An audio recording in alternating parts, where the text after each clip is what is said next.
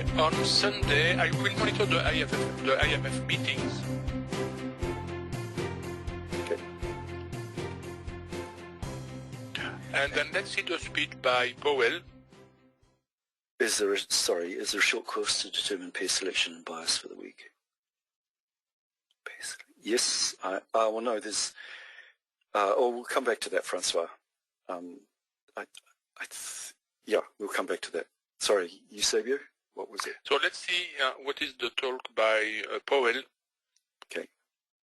Due to discuss the economy in an interview conducted by 60 Minutes. No, let's forget. Okay.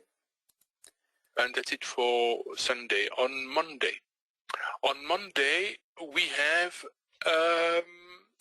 Tenrero speaking from the Bank of England. Due to speak about economic shocks and trade at a webinar hosted by Institute of International Economics. No, let's forget. Then monitor the US dollar 10-year bond auction. I will monitor the US dollar federal budget balance. Monitor the Kiwi NZ business confidence. Yep. I will monitor the Chinese trade balance and US dollar denominated trade balance. Okay, scrolling down. And that is for Monday. On Tuesday we have the GDP month over month, so all time frames. Then we will have the pound manufacturing production month over month under H4. Then we have the 2 euros use, so under H4. Yep. Then we will have the US dollar CPI month over month and core CPI month over month, higher time frames, so all time frames. Yep. I will monitor the pound neither GDP estimate. Yep. Then the US dollar 30-year bond auction, of course. Yep. Then we have Bostic speaking. There's Bostic. Here we go. Due to deliver closing remarks at an online event hosted by the Federal Reserve Bank of Minneapolis, final remarks, so let's forget. Okay, we can monitor the Kiwi visitor arrivals to see how tourism is starting or not. We've had, I was listening to the news this morning, we've had 100,000 people, 130,000 people since we closed the border come in. That's it. Okay, otherwise there will be a bit later a big one in red with the Kiwi again, with the rate statement and the official cash rate. Yeah. Getting the big boys territory. Okay. Okay, and that's it for Tuesday. So on Wednesday. On Wednesday, we have to monitor the Euro-German 30-year bond auction. Yep. Let's see what Christine has to say. You're back on first name with her. Yeah, I like her when she says nonsense. Due to speak at an online event hosted by Reuters, audience, no, let's forget. Then we have Haskell, due to speak at an online event hosted by the Royal Economic Society, no, let's forget. Monitor the crude oil inventories. Yep. And then we have again Powell speaking. Let's see what he has to say. Where are we? Here we are. At 10 p.m. 12 p.m., sorry. Yeah, that's right.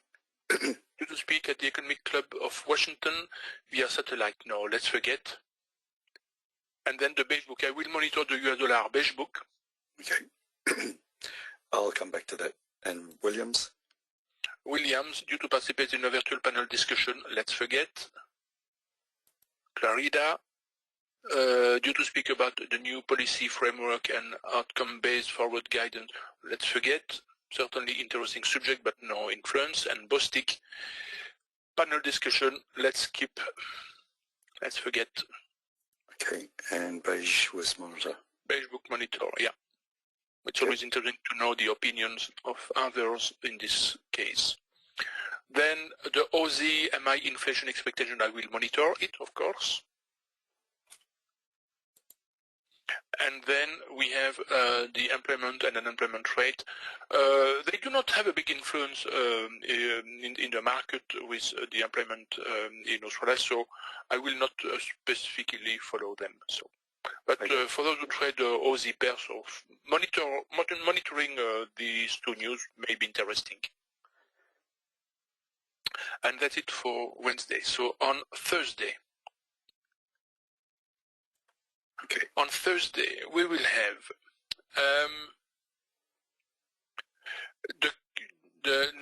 not the card. The card manufacturing sales month over month under H4. No, the card ADP is not important. Then we will have the US dollar core retail sales and retail sales month over month under H4. We'll have the US dollar Philly Fed manufacturing index under H4. And I will still continue to monitor the unemployment claims in USA. Then we will have Mackler speaking from the Swiss National Bank at 10 a.m. to speak about COVID-19, financial markets, and digital transformation at an online money market event. So no, let's forget. I almost read monkey market event.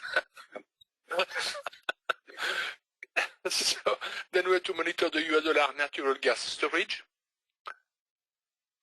Then we have again, at 10:30. Yeah, then we have again Bostik.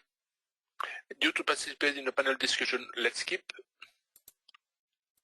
Then daily, due to speak about the financial stability and monetary policy at an online event, no, it's certainly an interesting lecture, but no influence. And then we will have, I will monitor the Chinese GDP year, quarter over year. And that's it for Thursday. Okay, and then on Friday, we have the Euro trade balance higher all-time frames. Yes. Yeah. Then we have Cunliffe speaking from the Bank of England. Due to speak about regulatory technology at an online event, no, let's forget. Okay. The button's gone, so just carry on. So after that, we will have, let's see, I will monitor the US dollar housing starts, because this is generally a good indication for a recovery in the economy.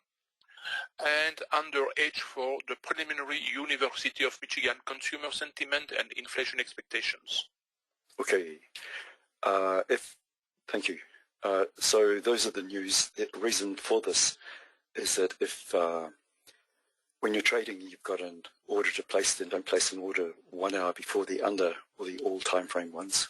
And if you're already in a trade, get out of it 30 minutes before they kick in. The monitors you can just sell through.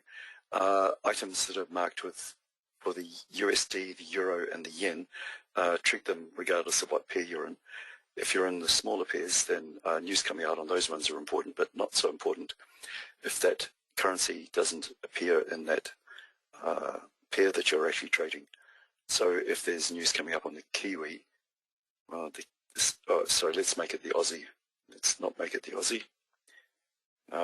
If there's news coming up on the CAD and you're in the Euro dollar, then don't worry too much about it because the CAD is, excuse me, regarded as a smaller currency and is unlikely to impact on the Euro dollar. So we've got the big boys and the little boys, and sitting halfway between is the pound. So it just depends on what's happening in Britain at the time as to whether it's likely to impact all the market or just the pound pairs. And so, sorry, can't be more specific than that one. And there's one more thing. But having said that, I have seen times when surprising news has come out on the Kiwi that has made even the pound dollar jump. So, and I've shown that before in these scrolling parties. So just be aware that the news is coming up. This one is kind of a big one, not expecting any change here at all. And if there is, it's going to be a surprise and it will sort of ripple through around the place.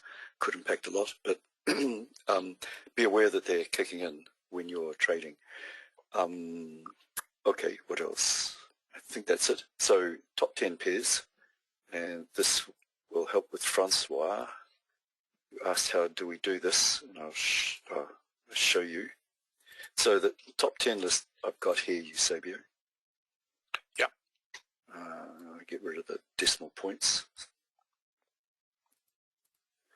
Okay.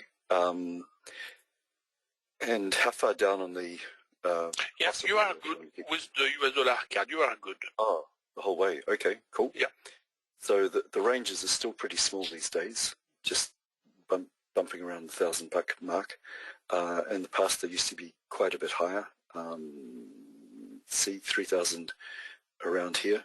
This is pretty much when the COVID crash started kicking in March, April, and the markets sort of went a bit crazy. And it's still not as much as it used to be back in 2007, 2008. Robert is saying, since the bond eruptions, the econ calendar events seem less disruptive to trades than they were a few months ago. Eusebio, do you want to comment on that? I don't know what a bond eruption is. Yeah, in fact, simply because there was a tendency now, for example, for the 10-year Treasury bond yields, or 20 or 30 30-year Treasury bond yields to increase. But in fact, what happens, and this is something I will explain in the mini course about the macroeconomics. When you consider the different class of assets, the bonds market, the stock market, the currencies, the commodities, there are relationships between them. For example, it's clear that when the bond market is going upward, so this means that when the yield goes downward, this is bad for the corresponding currencies. But this is in general a general concept. And we can observe over time, over years, even over days sometimes, that there is a good correlations or negative correlation or positive correlation between these markets. Unfortunately, this is not always the case. Sometimes the correlation is completely at the opposite. And so perhaps we are, in fact, in some period when the correlation is again on the right direction. And this is why perhaps Robert has remarked so that there are less problems now in the between the forex and the bonds market, in fact. So there are relationships between all these markets with sometimes very, very good correlation, but as always, the correlation is never perfect. And we have disruption when the correlation is disappearing, in fact, for some times. Okay, thanks, Eusebio. I didn't actually listen because I was prepared in the background, but I hope that helps, Robert. If not, I'll get another Eusebio. So Francois, Chris, sorry, and this is why it is always a good idea when you have some reference in each market. For example, in the bond market, if you have the possibility to observe the behavior of the 10-year bonds, the 20-year bonds, even the short-term bond like the 1 year, 2 years, 3 years, and so on, for each currencies, their specific stock market, the specific currencies, and some commodities, to observe the charts of all these class of assets in such a case that you can observe if the correlation is good or if the correlation is not good, because it is important to know when the correlation is good and when it is not good. When we know that the correlations are not good, then we know that the relationship, what we call the intermarkets analysis, is not good. You will not make correct conclusions. You will make correct conclusions when the correlations are good, positive or negative. It doesn't matter. So, so you have to pay attention to that, and I will show that in the mini course about the macroeconomics. Okay, thanks, Eusebio. The spreadsheet is frozen on me again. Now let me get rid of this. Isn't it winter in New Zealand? So that's normal. No. Well, it's autumn, but it's still warm. Global warming is really messing things up. Okay. Right. So back over here, Francois wanted to know how we pick the pairs. Actually, I'm going to do that afterwards because what Craig is doing is he's making these NewsWatch available to the public, and let's not give everything away. So we'll do this afterwards so that Craig has got a cut-off time for this section. Dan said in the last few weeks.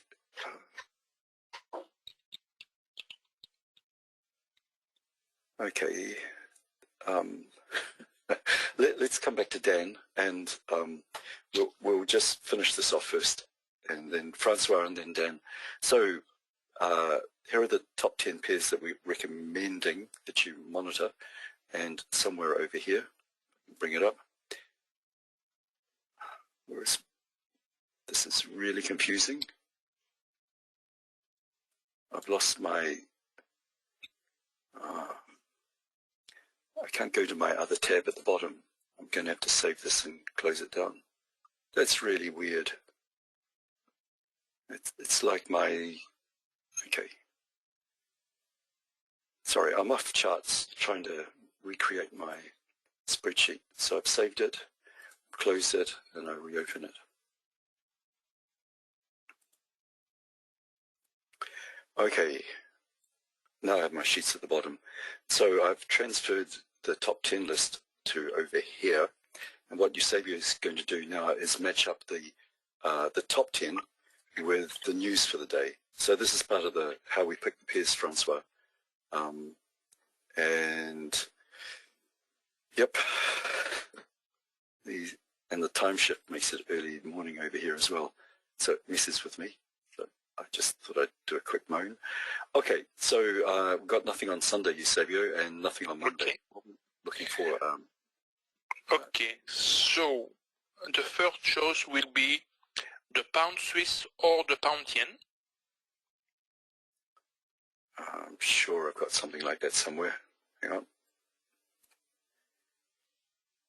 Okay. And then we will have the pound Kiwi or pound Aussie.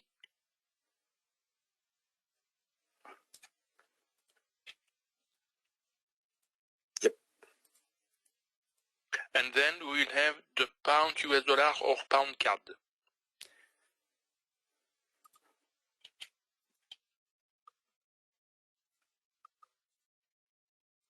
Okay, so leftovers from Monday, and leftovers, I mean anything that kicks in after, any news that kicks in after 5 p.m., which is a close for the New York session. There is nothing, no sort of big news there. On Tuesday, we've got the pound. The pound, so I point all the pound pairs we have in the top 10 list. So pound, pound, pound, euro, pound, okay. And then the euro. The euro, I point all the euro pairs we have in the top 10 list, okay. So Francois, the way Eusebio is doing this, he's got the list here, and he's just ticking off all the pairs, all the currencies that match up with the different pairs. And we've got the US dollar. The US dollar, so US dollar here and here, okay. And we've got nothing else that day. Okay, so this means that the first choice, because we have pinpointed the pound US dollar, the euro pound, and the euro US dollar twice, the first choice will be the pound US dollar and the euro pound. That's pound US dollar and euro pound. Okay.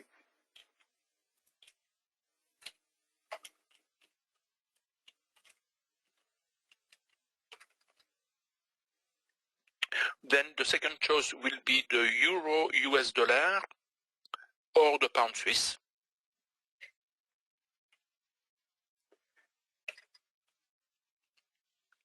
Because the euro US dollar has been chosen twice. Then the pound Swiss because it's at the top and chosen once. Okay, and this is for you, Francois. Oh, okay. Yeah. Look. And then we will have the pound yen or pound CAD. We've had that one. No, we haven't. Pound yen or pound CAD. Okay.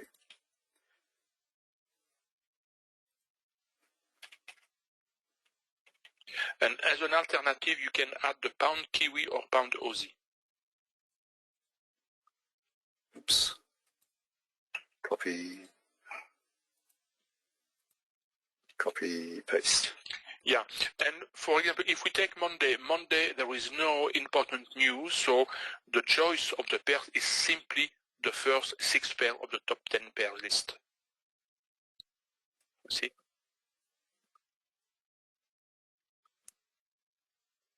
Okay, Francois. Okay. But if you want more clarification, just ask. And the reason Eusebio has added the pound Kiwi and the pound Aussie is because in these top pairs here, there's nothing from the Asian session either. So for Asian traders, the Kiwi and the Aussie are kicking in during the Asian session. So there's a few things you've got to keep your eye on with this. Okay, next day. So after 5 p.m. Tuesday, we've got here, we've got the Kiwi. The Kiwi, so we have the Kiwi here, pound Kiwi and Euro Kiwi, okay. And up to 5 p.m. on Wednesday, we've got nothing. Nothing, okay. So we'll have the pound Kiwi or pound Aussie. Okay. You can observe that the pound Kiwi and pound Aussie always goes together due to the nature of the Kiwi and the Aussie. Then we will have the Euro Kiwi or Euro Aussie, similarly for the Euro. Just wipe that one out. Kiwi or Euro Aussie. It's Euro. Yep. And then the pound Swiss or the pound yen. Okay. And as an alternative, for the US session, you can use the pound US dollar or pound CAD.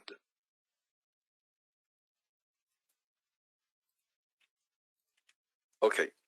And so leftovers from Wednesday, we've got nothing. Okay. And on Thursday, we have the CAD. The CAD, we have the pound CAD here, okay. And the US dollar. The US dollar, okay. And if you notice, we don't check anything that's got monitor on it. So we're just going for under H4s in all time frames. So anything monitor, we just ignore. And there's nothing left on Thursday. So okay, so we will have the pound US dollar or the pound CAD. Yep. Then we will have the Euro US dollar or pound Swiss. Yep. Then we will have the pound yen. Wait a minute, it's a bit difficult. No, take the pound Kiwi or pound Aussie. Mm-hmm. And then add as an alternative the pound yen. Just the yen, okay. Yeah.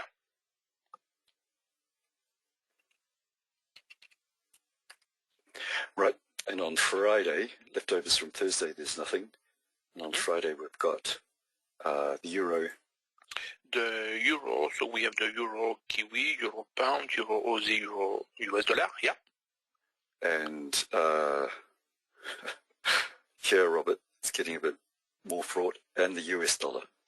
So we have the Pound US dollar and the Euro US dollar. So the choice will be the Euro US dollar or Pound US dollar.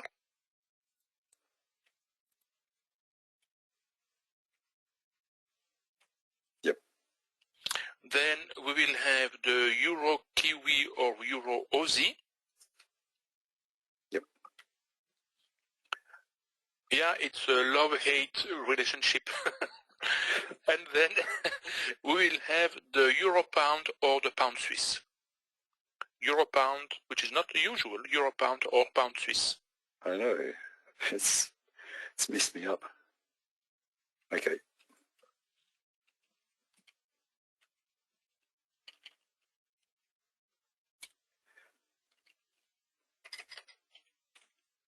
Okay, done. Yeah, and we covered the 3 sessions. Yeah, so there is no need of alternative. Okay. Okay.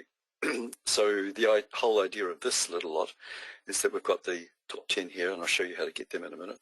out of the top major 28 pairs, and then Eusebius matched them up with the news for each day, the major newses, like the unders and the all-time frame ones, to select particular pairs that day that look like they're possibly going to be reasonable movers for the day.